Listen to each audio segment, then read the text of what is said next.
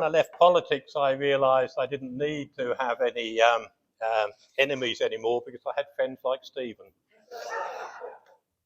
Can I just say thank you to the Royal Historical Society for inviting me to be here today.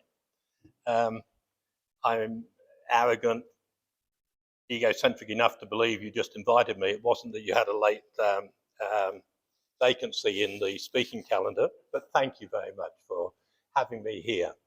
And can I say that it's going to be a bit of a hodgepodge today? Can you hear me? You can't. Oh, right, fine. I thought this thing was solving the problem.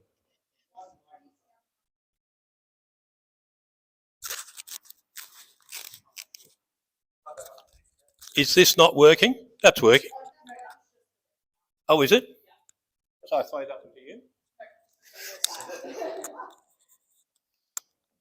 Yeah. I'm here today to speak on a book, St. Mary the Virgin, Kangaroo Point, Faith, Hope, Music, and to look at a few issues in there.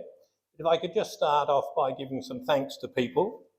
Thanks to Patrice Shaw, who has edited most of my stuff over the years and says that I'm beginning to understand where commas come.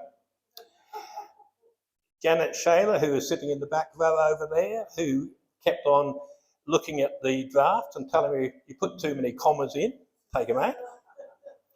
Two clergy, one of them's here, Gary Hart. Where's Father Richard? Yeah, but where's Father Richard? He's coming.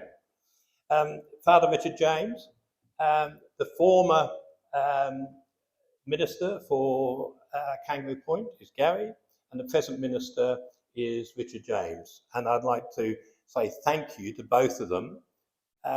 As you'll hear later, someone asked me recently, why did you write the book? And that's quite simple. Gary asked me. And I'd always had an intention to write the last chapter of something which Gary had said to me. And that's about how does the church survive in the future and what do we do? And I thought, well, that's an interesting way. In 175 years of history, why don't I put something in there? And I knew that the Lambeth Conference had mission and evangelism in it, and that there were a number of good speeches. So I thought, well, I'll use those in the last chapter. And anyway, to cut a longer story short, there was nothing in them that I could use. So Richard just has written an end word, and it is very good. 80 years ago, historian and public speaker Henry John Sparks gave a public lecture about St. Mary's Kangaroo Point to the Queensland Women's Association because he thought he might be able to rouse interest enough to have some member of the congregation set about the compilation of the history of one of the city's oldest and finest churches. A little bit later than he anticipated, his paper was a strong starting point in taking up the challenge to write about one of the most interesting Anglican churches and congregations in Queensland. The attractive small stone church of St. Mary's the Virgin, St. Mary's, Kangaroo Point, reflects many themes of Queensland history and heritage, particularly those associated with church and the Anglican, or the Church of England and the Anglican Church. From ancient, modest beginnings, the church has experienced sorrowful times with shortages, floods, and even plague. These have been weighed with successes, celebrations, and community building, mirroring always resilience and support for all parts of the community. Bishop Jonathan Holland, in his insightful examination of the mid-20th century history of the Anglican Diocese of Brisbane, writes, the history of the diocese from its beginnings in the mid-19th century could be read as the attempt to address the challenges of three abiding issues: a lack of ordained clergy, of financial resources, and of active members. So there are three challenges. Not enough clergy, not enough money, and not enough members. The church has always been a challenge in many different ways. Thank God. Thank God. Thank goodness. Lord have mercy. Thank goodness that God has always been there. When I was working for the Diocese of Grafton, Bishop Keith Slater said to me one day, well, we're all getting on well here, but I think we ought to have a prayer each day. And I just looked at him and said, we say, oh God, 20 times a day. He didn't talk to me for the next 48 hours. St. Mary's community has known of and watched and felt these challenges in a time when the church often under fire for its silence and inactivity. It is regularly perceived as in decline. However, in Christian communities, including St. Mary's, faith, determination and perseverance in all their forms are constant companions and ensure a community's sometimes tenuous survival. The history of St. Mary's is one of multiple challenges to the people of St. Mary's, their responses which have created today's church and community of faith. Christ taught a gospel of repentance, resurrection, hope and most importantly love. The tale written in the book is a proclamation of faith, love of God, clergy, people and parish, one to another. Also love witnessed by stewardship to a wider world and future. It is an odyssey involving original inhabitants who love and knew the spirit of the land, invaders, some benign, some brutal, settlers 20,000 kilometres from home, travelling and suffering unimagined deprivations, all melding into a continuum, creating the new community of faith that came together at Kangaroo Point. Then the church came forth, nurturing and guiding its people. It continues to stand proud, solid, the church upon the cliff and rock from which it was built, always warmly welcome.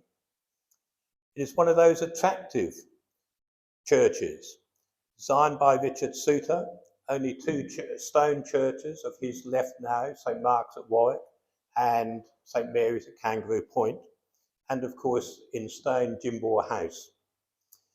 Recently, the names St. Mary's on the Cliff has been used. It is a place of moving stories. And the place acknowledges and has a place in the heart of many of our leading and influential individuals of the past. Dr. Lillian Cooper, the first female doctor in the state, Charles Snow, founder of the Scout movement in Queensland, Mrs. Amy Proctor, founder of the Mission to Seamen and the Navy.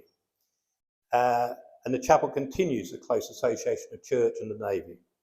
Other Queenslanders, including musicians, and I should have acknowledged Peter Rodenfeld, who I saw come in, I spoke to, there he is. He has done a lot of work on St. Mary's, the church music there. He's had a number of concerts over there. And he gave me something one day and I said, can I use? And he said, oh yeah, just give me an acknowledgement. So, unlike universities, I just plagiarised it and said, this is Peter Rodenfeld's work. And I sent it to him to read and he said, you've been very generous. So can I just say, Peter, you're a fine historian, a fine musician and a fine historian of musicology, but thank you for your help in this. Politicians, storekeepers, naturalists, public servants and those who simply loved God and church have found spiritual comfort there. Let me look at some of the events which form part of the history of St. Mary's. It was not an easy place in the penal colony and just after settlement was allowed in 1842. Reverend John Gregor was the second actually, priest in Moreton Bay. John Vincent was here for a short period of time, but he left in disgrace and unhappiness. John Gregor had been in another denomination, was not a confident man. He ran up against Logan almost immediately, and he also had his own views about where the church should be in terms of Christian mission. So he agreed to read the banns of the marriage for 2 convicts, but he refused to give Christian burial to a dead convict. Logan thought it should have been the other way around, and there was a big tiff over that. And eventually, Gregor went out to live with the Nunda community, the missionaries out there. And it was out there that he one day went swimming in a local waterhole, which I think someone can correct me if I'm wrong on this, Bill, but the water holes then have been where the golf course is now. And he went swimming, but Gregor clearly stressed, drowned at the Nudgee water holes in 1848. A report of his funeral in the Moreton Bay Courier on the 29th of January 48 relates the sad tale of the dead priest being placed in a makeshift coffin and conveyed to both church and graveyard in an old vegetable cart. with no priest available to lead the burial service. Only its barest elements were read by an army officer. And that was the place to which Christian ministry had to come at some stage. And looking at the land and some of the other issues about it, originally land was given by Captain Wickham in John Street, but that would have been inundated in high floods and was swapped eventually for some state land on the rise where the church now stands. Parliamentary investigations required that there be no windfall profits to the church, so they had to go in front of a small committee and say what they were going to do with the proceeds of the sold land and to make sure that they looked after the land they were going to see. And one trustee said, where are you now building the church? The answer, one of the parliamentarians said, and the answer from the trustee was, well, where the walls are already going up. Everyone knows where we're building the church. They hadn't at that moment received the land. It was a good Anglican way of doing things. Shortages of money. The first church was a two-stage project, or it was expected to be, because they didn't have enough money to do it in one go.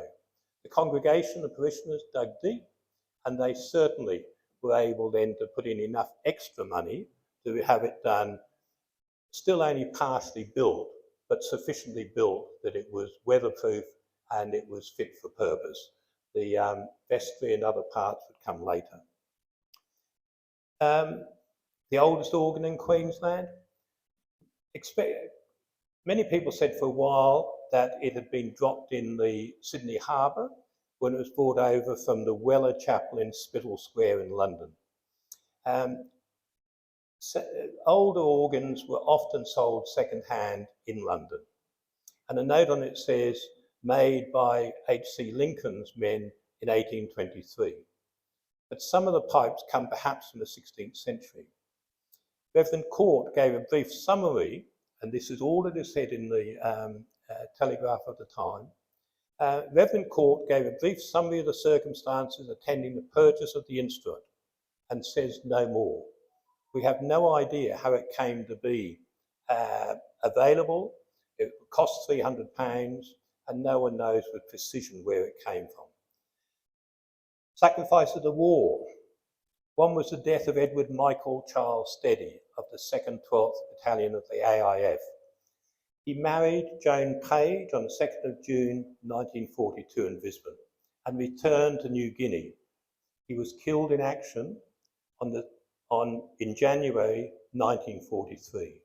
Their daughter was born 10 weeks after his death. And there were a number of instances like that. Every week, the courier would carry a list of deaths, killed in actions, wounded, and those missing, presumed dead. A faithful worshipper and mother of 10 children, Mary Clancy Brown, has perhaps the most poignant memorial within St Mary's, which is full of memorials. She'd been born Mary Knott in Brisbane in 1858. She married an Englishman, sorry about that. The couple had 10 children, of whom 5 sons enlisted in the First World War. 3 of the sons died as a result of the war. William Henry Brown died in France on the 2nd of March 1917. Leslie Brooks Brown died in France on the 10th of April 1918. And Arthur Brown died from pneumonia in London on the 27th of March 1990, while still a serving soldier. 2 other soldiers' sons lived in the war and survived, served in the war and survived. The Mothers' Union placed a plaque in the church honouring Mrs. Brown and her sons, in memory of Mrs. W.H. Brown, whose 5 sons served in the Great War, 3 of whom paid the ultimate and supreme sacrifice for the Mothers' Union, St. Mary's, Kangaroo Point. One other point before I go on to a real couple of issues that I want to talk about. In 1951, the Contemporary Art Society was using the underneath of the hall. It had been built out in 1930. Originally, the hall had been put on the ground, but it had sleepers underneath it holding it up. It had brick pillars holding up, and they realised they could dig out underneath it. They dug it out as a depression project to then be able to train people to be able to do carpentry and that sort of thing. After the war, they weren't sure what to do with it. They rented out to a couple of places. Eventually, the Contemporary Art Society took it over for more than a decade, almost 20 years actually. And Roy Churcher, who became CAS, as I will call it, the second and long-term president, he invited Welshman Dennis Pryor, an academic and stage performer, to open the group's 1952 Christmas exhibition. Reflecting perhaps a more British bohemian outlook than a conservative Queensland reality, the first words of his speech make interesting reading. The CAS is my favourite society. The story of the society is romantic, unlikely, incredible and improper.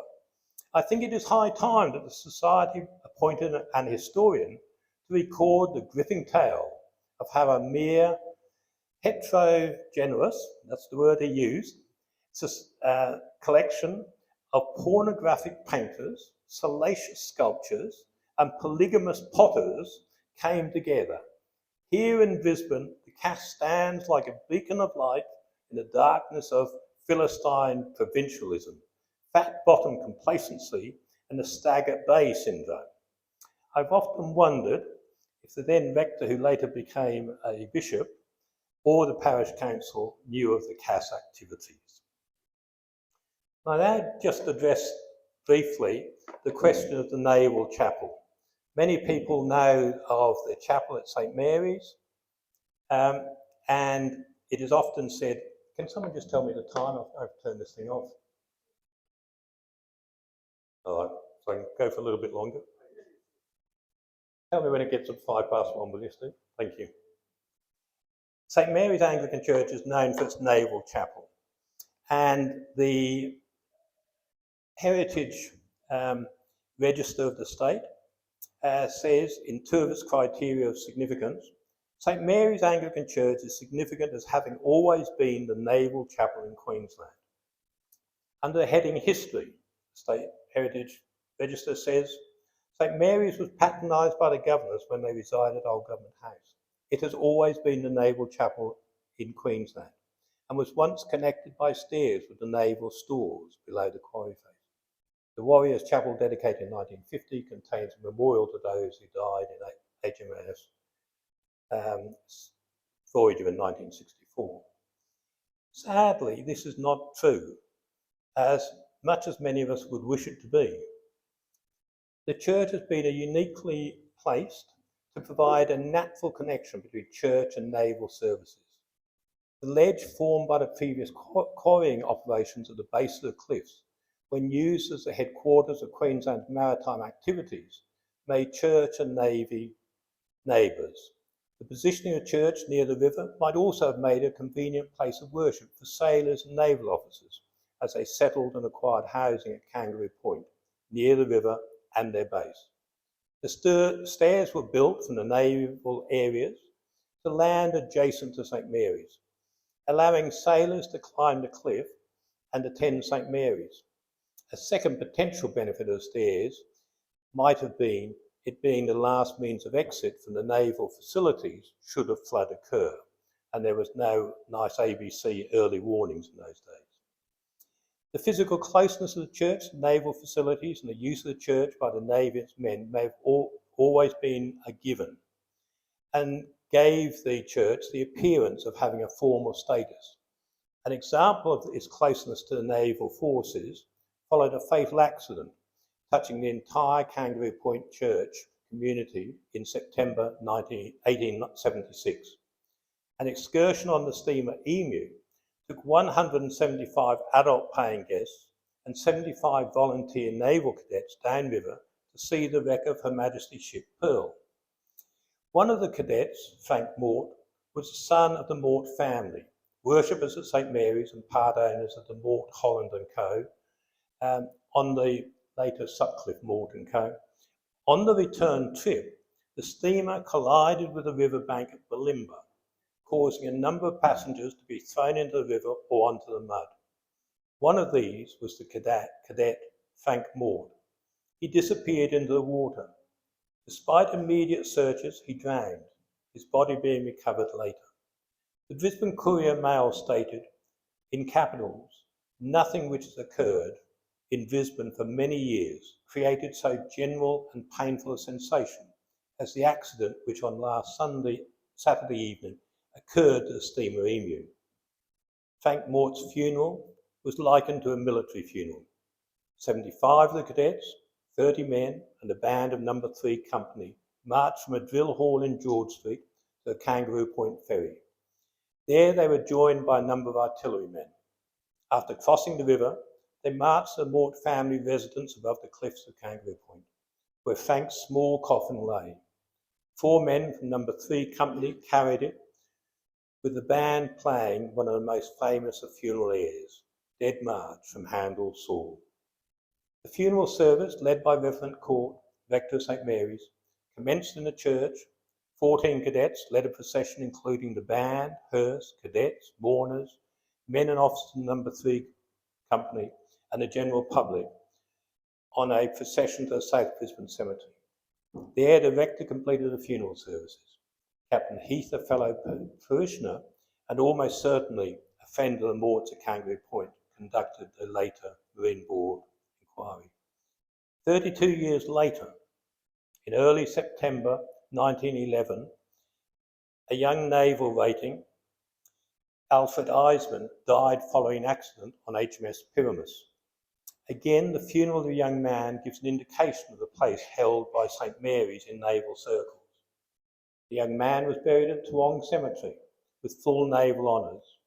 Reverend Maitland Woods took the service, involving a gun carriage, mourning coach, presentation of arms, fired salute, and playing of the last post. The Queenslander, commenting on the funeral a few days later, observed, the celebrations by the rector of St. Mary's Anglican Church, Kangaroo Point, St. Mary's Church of England, Kangaroo Point, where men from visiting warships are in the habit of attending. There are few other chapels in Queensland.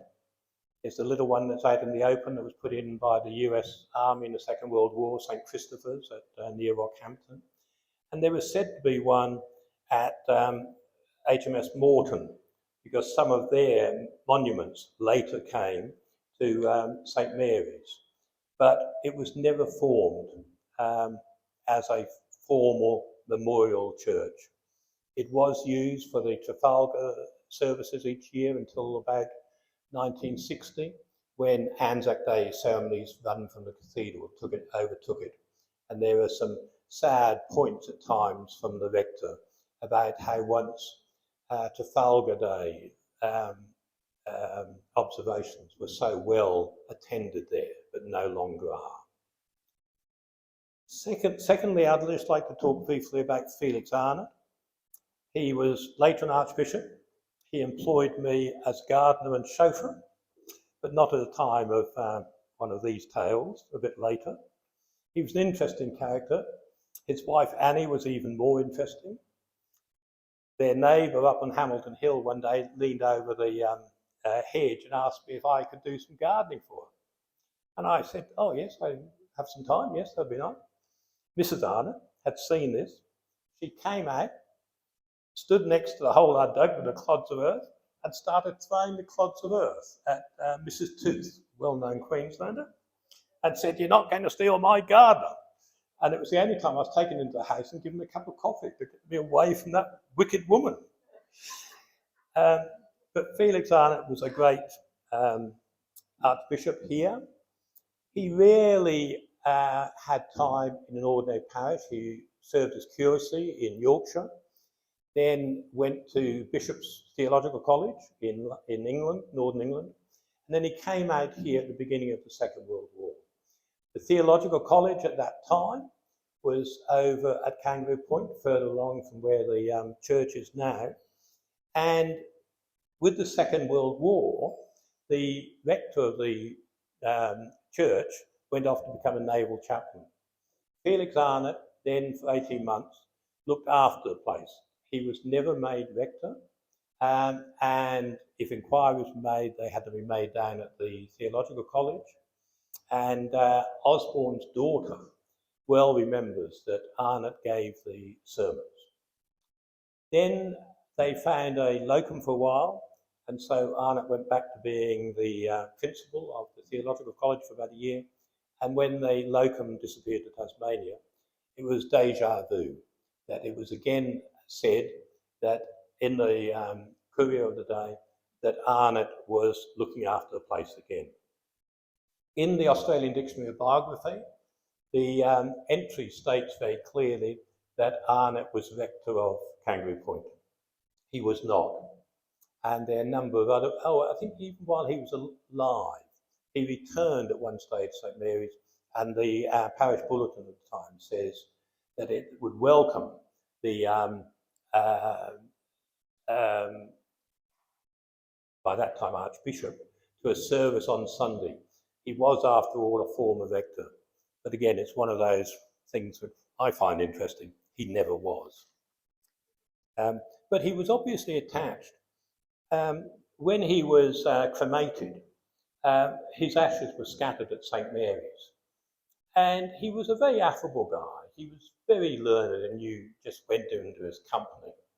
Often the trips driving around, he couldn't drive. Could be quite silent. I look back on those days, I think it'd be vastly different if I was sitting with him these days. But it was because he never made small talk. To him, it was always very good. He knew he was dying, and so he told 20 of his closest friends that they were to have a dinner and not to cry over him. He chose the entire menu and the good red wines, and they were very good red wines. So he was an interesting character, but I just wonder at times whether or not those two periods, totaling just about 3 years, were actually as close as he ever got to personal ministry in a parish situation. And anyway, I find him interesting. Let me turn to two other quick things, if I may. How are we going on time?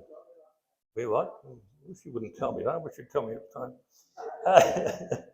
I'd like to go to the period 1961 or so. Jonathan Holland has written a book, Tramway, Tramlines and Jacarandas, and it continues the story of the Diocese of Brisbane after the period when Sam Rayner had finished his PhD, very fine PhD, up to about 1960. Jonathan then goes back a bit over that and looks, so I think Rayner had gone up to the time when he was living. One of the problems is the true historians, not the amateurs up here, would tell you it's very hard to write about history now. You have to have the perspective of what else was going. And anyway, Jonathan Holland wrote of the times that, won't be able to see it now, he wrote of how after the Second World War, the church was in its strongest place perhaps it had ever been in Australia. That people were attending church, there were good reasons for that. There was little sporting going on. There were a few places to play sport or even to watch sport to some extent. It was the community setting. It was where people went to learn what was going on, to learn to run meetings, to worship God, to do a range of things. But somewhere in the 50s, some of that started to fall apart. And about 1960, 61, the numbers of people involved in the church suddenly declined. Let me just read you from something which Reverend Athol Foote wrote in 1963. Our voluntary assessment has dropped heavily in the past year, which means that foreign and home missions, training for ministry, Christian education, all the church's good causes have suffered. Look at these figures. 1957, £222. 1958, 340. 59, 330. 1960, 390. 1961, 450. 62, 450. 1963, 250. We were going up and up, then flop. Is there need for a royal commission?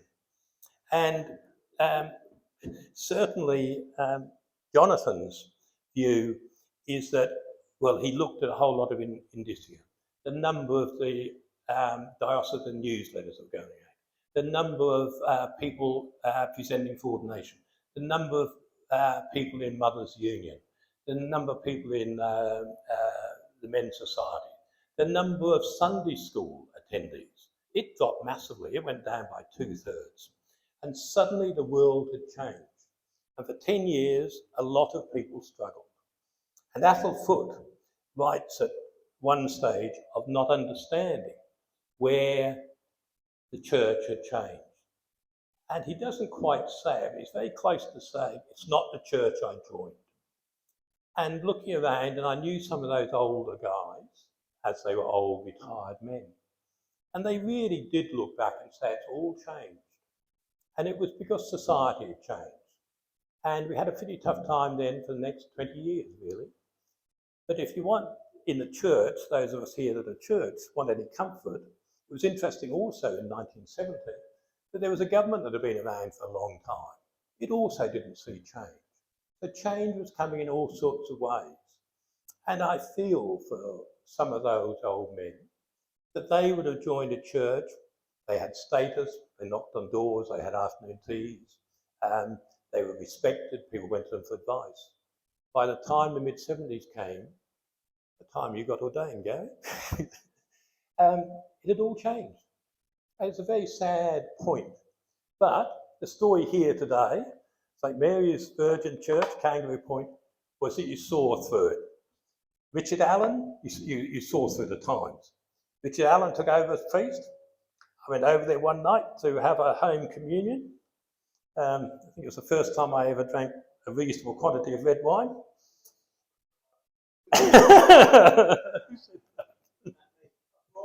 Oh yeah, there you are. I couldn't see where you were.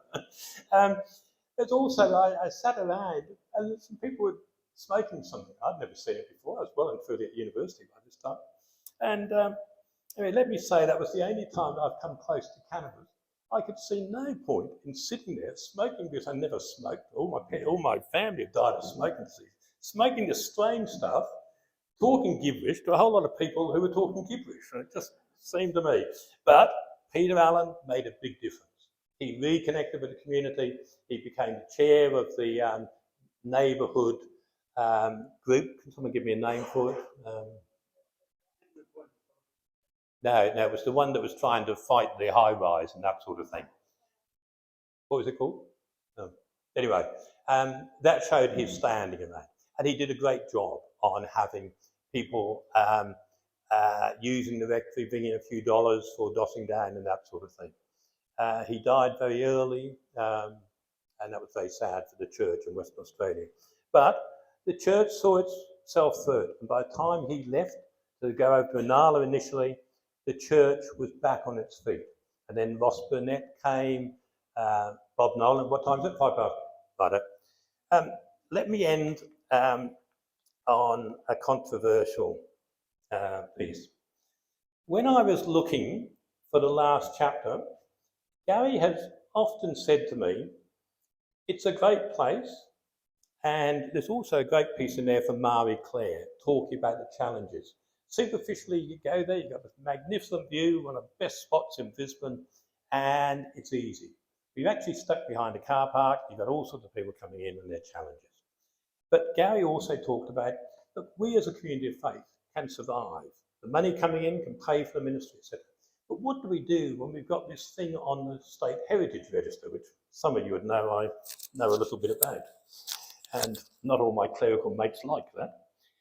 And I started to think, well, there's got to be a way forward. I knew that the Lambeth Conference, the year before last, was going to be looking at missionary evangelism. I thought, well, the last chapter could be saying, this is how you do it in this site. Let me talk to Gary about those things. Richard came in about the same time. I could not find a way to say this is the future of the church. And actually, when I looked at some of the Lambeth Conference stuff, it had material in there about what is known the growth and loss rates for United Kingdom churches.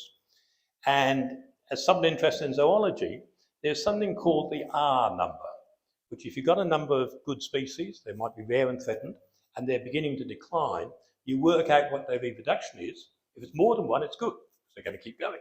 If it's less than one, it's no good. The R rate for a whole range of churches in Britain has gone down to, at times, Point 6, the Welsh Independent, the Welsh Presbyterian, the Church of Scotland, the Scottish Episcopalians, Church in Wales, United Reformed, Methodists, Roman Catholics, and the Church of England and Baptists are all below the line. The ones that are above the line are the ones who are fundamentalist evangelicals. And it will be interesting to see where the church goes. I decided I couldn't write the chapter. A, I didn't have the material. Secondly, I thought this is too depressing. And this is the first time I've talked about it. I've talked about a couple of people here. But I just sometimes wonder where the church is going. And so I asked Father Richard, I acknowledged you before, Richard, whether he'd write an endnote. And he wrote a very fine endnote. So thank you for that. I think that's all I wanted to say. It's a bit of a potpourri, as I say. Thank you. Is that red wine?